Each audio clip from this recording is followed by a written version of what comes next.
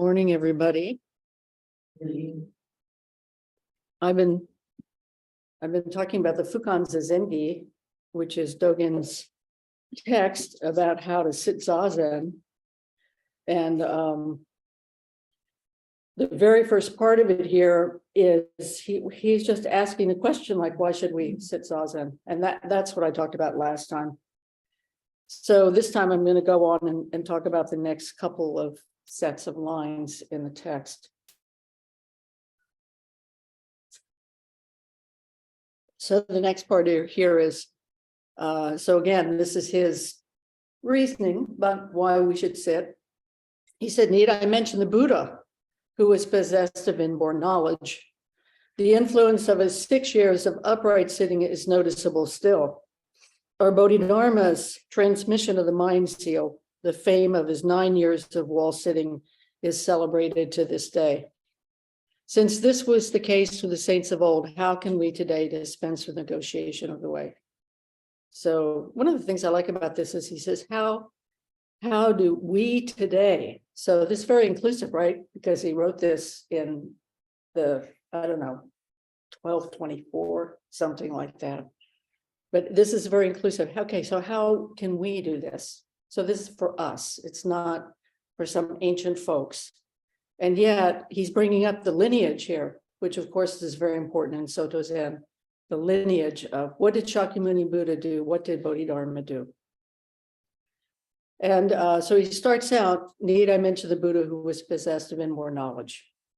So what is being possessed of inborn knowledge? So what he's referring to here is that Buddha, Shakyamuni Buddha, when he left to see to heaven, if you will, and was reborn into the Saha world, his Buddha field, he still hadn't kind of codified his notion and understanding of practice. This is our understanding in Zen.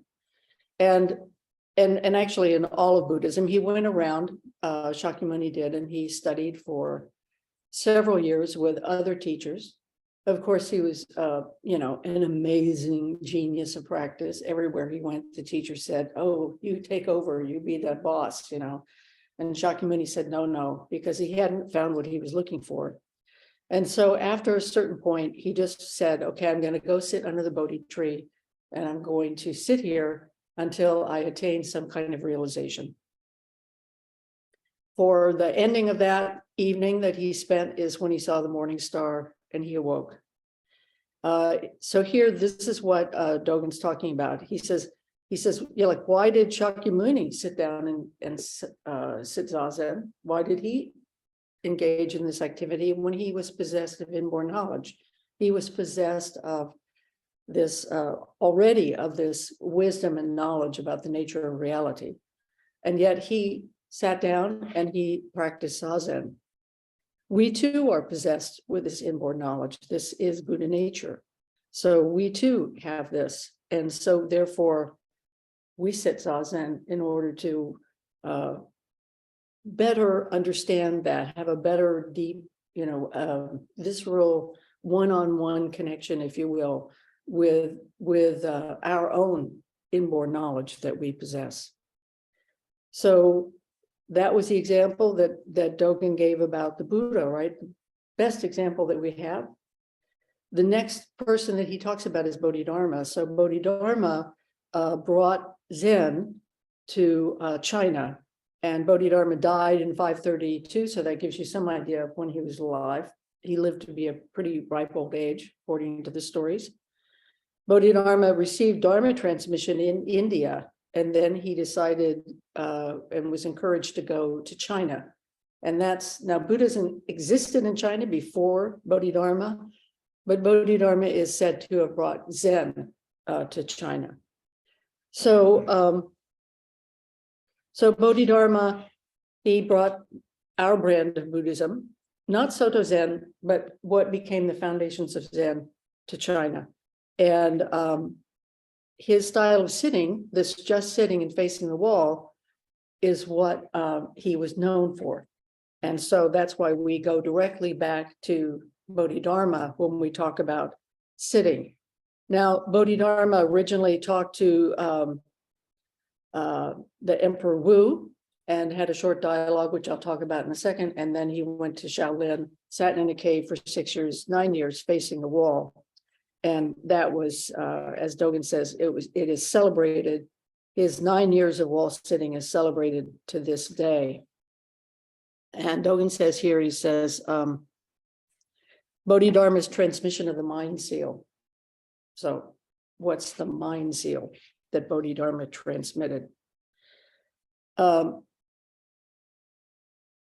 There are stories. There's a case in the Blue Cliff Record, which is a series of, I think, 100 koans, very famous set of koans.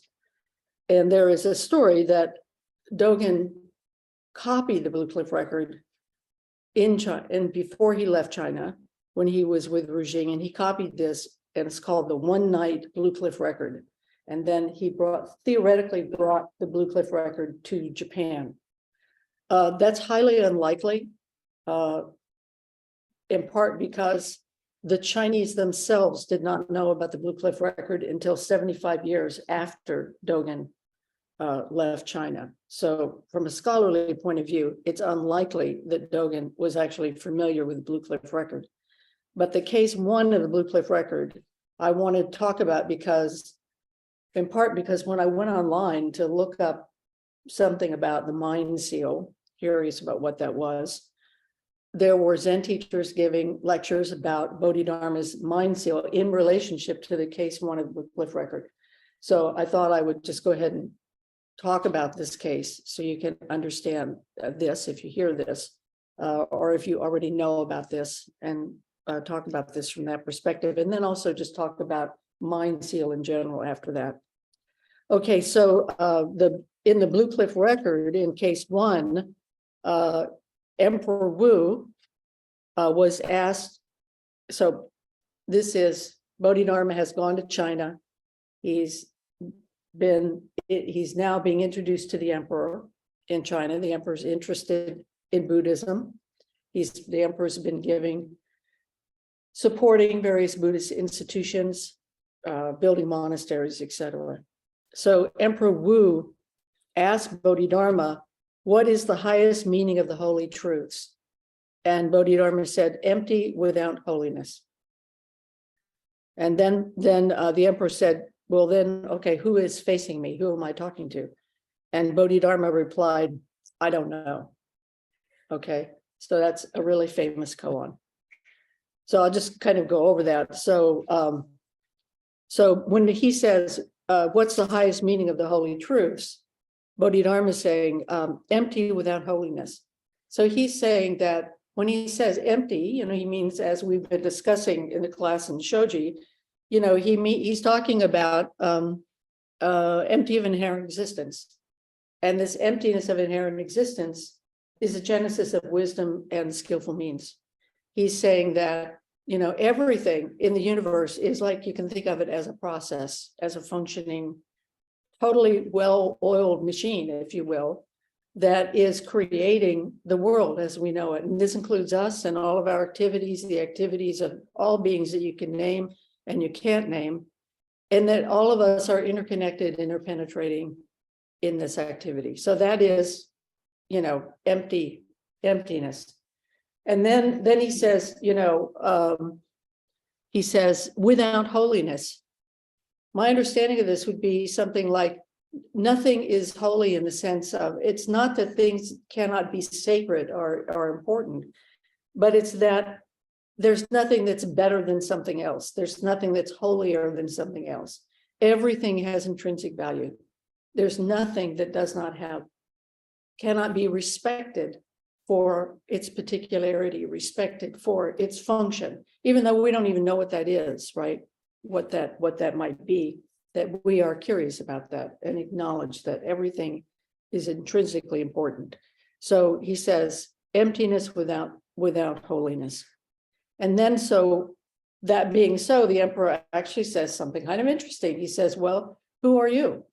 Like, emptiness without holiness, then who are you? And Bodhidharma says, I don't know, or only don't know. So this only don't know is saying, essentially, I'm not a reified entity. you can't, because I'm lacking hair in existence as well, you can't like pin me down. So he's saying, I don't know. But according to the story, Emperor Wu basically kind of thought, well, who's this Yahoo? And said, okay, I have no interest in you. And Bodhidharma said, fine, and took off and went to Shaolin Monastery and created this group there. And he sat facing the wall for 9 years. But at the end of the story, the emperor asked one of his courtiers, who was a Zen master, he said, the master G, excuse me,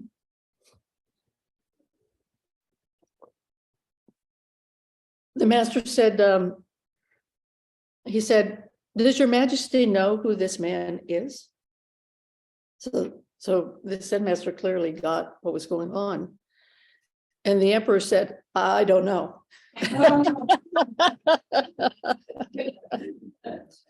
And so Master Xu said, he is the Mahasattva, very high level Bodhisattva. He's the Mahasattva Avalokiteshvara, transmitting the Buddha mind seal. He is the Mahasattva Avalokiteshvara. Avalokiteshvara is the embodiment of compassion. He says, transmitting the Buddha mind seal. So this, he's saying, your interaction that you just had with Bodhidharma was actually being quite compassionate. He was actually telling you what it was that you wanted to know, but you couldn't see it. He was transmitting the Buddha mind seal. Okay, so what is this Buddha mind seal? The mind seal is which is Shin-in in Japanese, and it's a common Chan expression for the state of mind of a Buddha, which is transmitted from master to disciple. Okay, so that's the kind of generic meaning of mind seal. This is probably what Dogen understood when he was talking about mind seal in Fukanzazengi. He probably was not referring to the Blue Cliff Record, case 1. So he said, so it's a state of mind of a Buddha transmitted from master to disciple, are for the verification of that transmission. To verify the transmission, you have got the mind seal. So I looked in the Shobogenzo, did a search, and there is no place where Dogen mentions Bodhidharma in reference to the Blue Cliff Record. So anyway, so I think he meant this generic way of understanding it. So essentially what he's saying here in this section about Shakyamuni Buddha and Bodhidharma and about sitting, he's saying cross-legged sitting is the transmission or the mind seal, the way that our understanding of transmitted from generation to generation. We transmit the mind seal through the activity of Zazen. And that's what's going on when we're sitting Zazen. And then he says, since this was the case with the saints of old, how can we today dispense with negotiation of the way? I think that's pretty obvious. He's saying, if Zazen is a primary way that we negotiate and understand the nature of our practice, then why would we stop doing it? Why would we get rid of this? So again, this text, he wrote this right after he came back from China. So this is an encouragement and an instruction on how to sit Zazen, which Dogen considers primary practice. Okay, so the next part of this is, you should therefore cease from practice based on intellectual understanding. As we're talking about this from a very intellectual point of view, and Dogen talks about practice from a very intellectual point of view as well as his incredible poetic writing, but he produced a lot of stuff. And anyway, but he's saying, what I feel he says in general about this kind of statement is, he's presenting the map. He's giving us a map of how to practice, but we have to walk the walk. If we don't actually walk the path, then all you've got is a lot of intellectual knowledge and you're not enlightened. you may know a lot, but that doesn't mean that you're actually able to embody practice. So he says you should therefore cease from practice, okay, this kind of actually embodying the teachings, doing the teachings, walking the trail. He says you should cease from practice based on intellectual understanding. This is stepping off the 100-foot pole. This is getting wet. This is putting it in your body and then doing the practice. So they both kind of study each other together, but there he's saying, in this case, he's saying intellectual practice and Zazen are not going together here, even though I'm giving you an intellectual description about how to sit Zazen. So he says, learn the backward step that turns your light inwardly to illuminate yourself. Learn the backward step. This is very clear, isn't it? Learn the backward step to illuminate yourself. Body and mind of themselves will drop away, and your original face will be manifest. If you want to attain suchness, you should practice suchness without delay. Okay, so what's he talking about here? Okay, so he's gone from asking a question, like why should you do this, to starting to tell us now, like what this is. And it's non-intellectual. And then the part about the backward step that turns the light inwardly would results in dropping body and mind. So if we ask, what does it mean to say backward step, inward light, and dropping body and mind? So those are the three things I want to talk about. Stepping back just means to look at yourself. It just means to, look at who you are, to sit down and let this body mind be who you are. So step back means to look within yourself and to allow and have insight into your original nature. That's the activity of sitting Zazen. The inward light is to turn your innate wisdom inwardly, to see the nature of the true self as this whole dance of life. So, in our understanding, our school of Zen, school of Buddhism, Dogen firmly taught, this Soto Zen firmly teaches that we are Buddha nature, right? It's not something acquired. We are the nature of Buddha. The Buddha is the nature of us, as is the nature of the whole world functioning. Because once we accord ourselves with what's actually going on, then from that arises wisdom and compassion and skillful means. So one of the ways that in our current society, we might say, well, engage in active listening. Most people, I think, know what active listening is. It's this way in which you actually listen to what's going on, and you don't listen to what's going on in your head at the same time, and wait for your opportunity to say what you want to say, irregardless of what that person just said, right? That's active listening. So that's dropping the self, right? That's just dropping your own agenda for the moment and the time that you're really just going to be present for whatever that person is saying to you. Most of the time, or often, I don't think we do that, right? We have to actively say to ourselves, okay, I'm going to do this thing. So this backward step is to engage in that activity. Zazen is that engagement of active listening. And so we say, okay, I'm going to step back, shine the light inwardly, because I'm going to do this activity in which I can step back, shine the light, inwardly, and actively listen to my own Buddha nature and Buddha nature itself functioning and actually arising in the world itself around me. As I am it, and it is me. So that's what we're doing. And because we're already Buddha, the idea behind this is that as we let our thoughts go by, that this Buddha nature comes forward on its own. That we are letting this come forward in this willingness to do this instruction of not getting caught in our thoughts. But of course, the catch here is that we have to do the instruction. So that's what's happening here. So that's that backward step that turns the light inwardly. And what happens is that results in what Dogen calls dropping body and mind.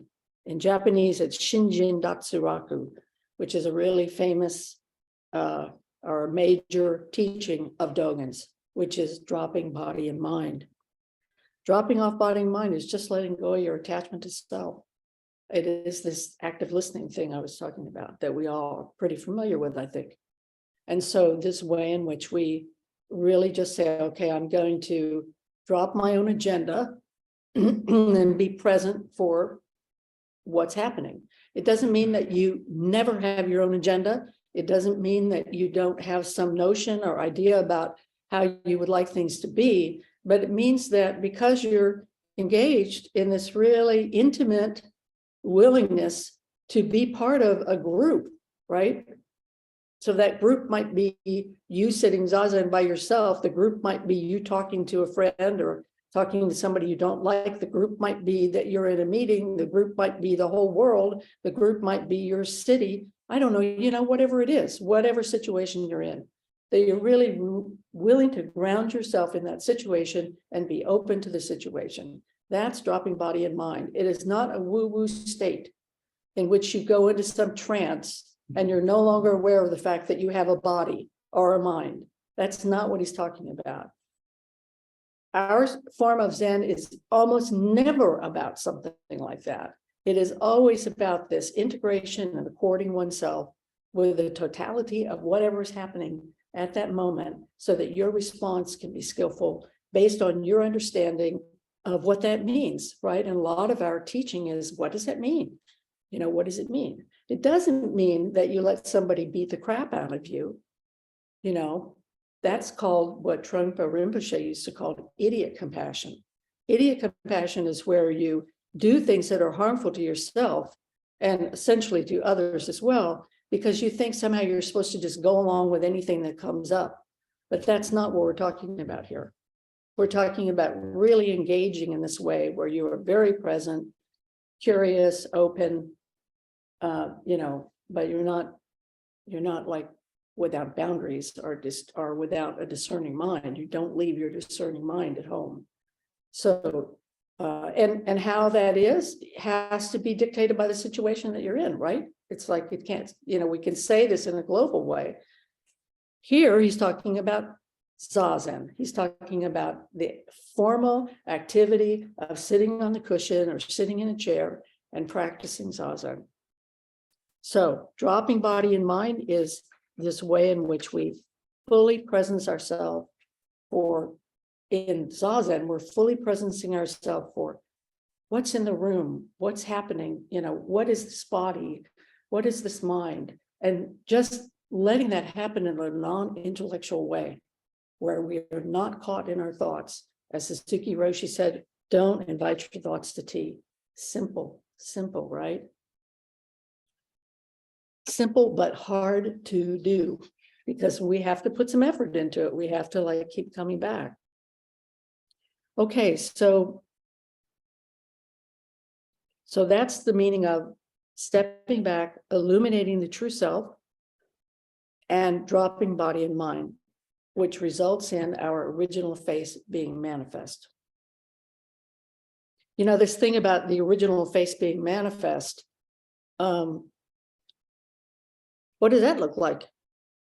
All of a sudden, there's some your head spins around or something, and there's something called the original face that suddenly manifests itself. It doesn't work that way either. So, this original face is, who are you when you just get rid of all the extra detritus that is not necessarily helpful? Who are you when, you stop putting a head on a head? Who are you when you stop adding all this stuff? That's the original face. And again, I don't think you can say what an original face is in the abstract. The original face is, and the original face, because it is within each one of us and within, the cup, insects, anything you can name, animate, inanimate. But what is that? And again, it doesn't strip away our personalities. We still have personalities. Every one of these Zen masters had usually very strong personalities. And you can see it in the koans. Some Zen masters are hitting their students over the head, with their kotsus, and some Zen masters are like Bodhidharma coming in and saying, I don't know, and you don't get it. So he just takes off and goes off and does something else. It's like everybody's got a distinctive personality. So we're not talking about getting rid of your personality when your original face comes forward. Zen has an expression about the red meat. And this red meat is the sincere mind. It's just, the sincere mind coming forward, this original face. I like sincere mind because it has heart. Original face sounds kind of clinical in a certain way, but to say the red meat, that's like really getting into it. It's like Eileen's going, yeah, it's really this, it is this stripped away sincere heart. It's the stripped away sincere mind of practice where we are just really sincerely presencing ourselves for what's going on. So he says, your original face will be manifest. And then he says, if you want to attain suchness, you should practice suchness without delay. So that's a line from, he uses that line. It's not a, Dogen did not write this. This is a quote from a earlier Zen teacher, but he's saying, as you remember in Inmo, when I was talking about that, in Inmo of the Fascal Shobogenso, which means suchness, he says, for some reason, I didn't write down the whole quote here, but it basically says, if you want to practice suchness without delay, because you are a person of suchness, therefore practice being a suchness. So this, way that we already are this thing that we are trying to attain, which we already are. So it's kind of like, if you want to be that person that you already are, then practice being the person that you already are. And he's saying in Zazen, that's how you do that. You do that by sitting Zazen. And if you want to attain suchness, you should practice suchness without delay. So this is what he means. He says, if you want to do this, then do this thing. Don't do something else, do this. Dogen actually wrote 3 texts about sitting Zazen, 4, there's another one about samadhi. And so in one of the other ones that's called Zazen Shin, which means the lancet of seated meditation, he said something about that I think is germane to the instructions in Fukanzazengi, and I think it might help clarify it some, or at least I think there's something very beautiful about this. And as I've been writing about Genjo Koan, this is in Genjo, it isn't in Genjo Koan, but it's part of it. The idea of it is a really beautiful idea, this idea of studying with. So I want to talk about that. So in the Fascal, Dogen quotes Nanyue. Nanyue says, are you studying seated meditation or are you studying seated Buddha? Asking him about his meditation. He says, are you studying seated meditation or are you studying seated Buddha? So this studying would be what Dogen's talking about in the Fukanzazengi when he says, taking the backward step and turn the light inwardly, because to study in Dogen's parlance is not an intellectual activity. To study means to study with or engage in something in which you awaken with. So for example, your Buddha nature, you have to study with your Buddha nature in order for Buddhahood to arise. It's like this is this intimate activity of activating and engaging with some aspect that the two of you together in this way that is kind of anthropomorphizes or sentientizes because everything is sentient, is this intimate willingness to study with this Buddha nature, study with Buddhahood, study with Zazen, study with turning the light inwardly, study with whatever it is, right? So Dogen says about this, are you studying seated meditation or are you studying seated Buddha? Dogen continues, investigating these words, we should distinguish the essential function of the ancestors. Without knowing what studying seated meditation really is, we do know here that it is studying seated Buddha.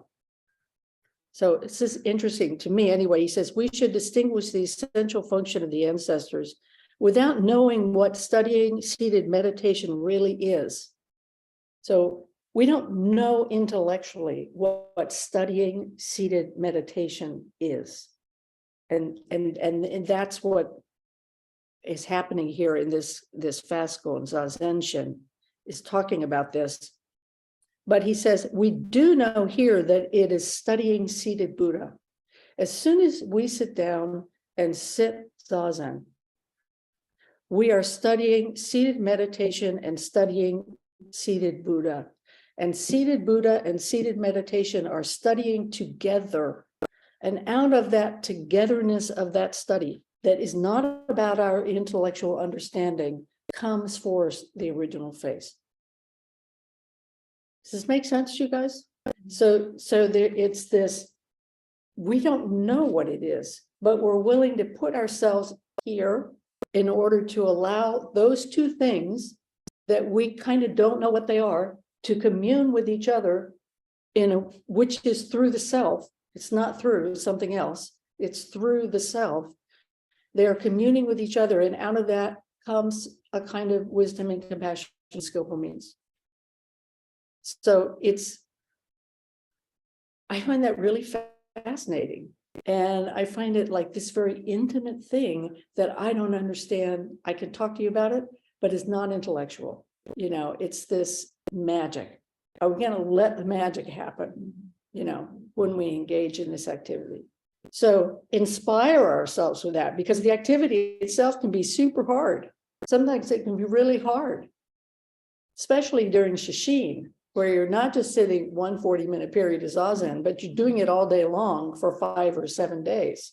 So it's like sometimes that gets like really hard. But on the other hand, the reason you do it 5 or 7 days is because you get so tired that the part of you that wants to fight all this stuff just gives up and says, Uncle, let seated Buddha study Zazen, and I'm just going to be here, you know.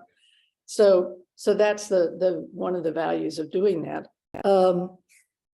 So this studying together, I find very interesting and very compelling. It animates the sentient nature of study. It animates the sentient nature of sitting together. And so then Dogen says, to deeply investigate something by entering into the sphere of that thing and really look and feel, one is studying together. I think, yeah, let me see. We are, so this part of what I'm saying here is we're giving what we normally identify as outside the self. That would be seated, the Buddha nature, whatever, which we unfortunately do identify as being outside the self as opposed to our true nature, to reveal itself to ourselves. So this thing that we already are reveals itself to ourselves through this activity. And then something arises, which is different from these separate parts that we're intellectualizing, and becomes this whole isness or suchness. If you want to be suchness, practice suchness without delay. So, and then Dogen, he said about this, he said, we should know indeed that the beginner's seated meditation is the beginning seated meditation. Okay, the beginner's seated meditation is the beginning seated meditation, and the beginning seated meditation is the beginning seated Buddha. So this activity of being a beginner, and maybe you feel, I know I often feel like a beginner, and I've been practicing as a Soto Zen priest for 35 years. And I still sit down in Zazen and I'm like, oh, okay, now the mystery begins. You know, there's this way in which I'm completely the beginner, going back to remembering the instruction of doing Zazen. So it's like, but he's saying this, we should know indeed, or have faith in, or understand, or believe that the beginner's seated meditation, that's our meditation, is the beginning seated meditation, and the beginning seated meditation is the beginning seated Buddha. So the beginner's seated meditation is the beginning seated Buddha. That is studying together. That is being willing to be there and allow the seated meditation, seated Buddha to study together. And out of that comes illuminating the self, dropping body and mind, and turning inward. So thank you very much. The next part of Fukanzazengi is the kind of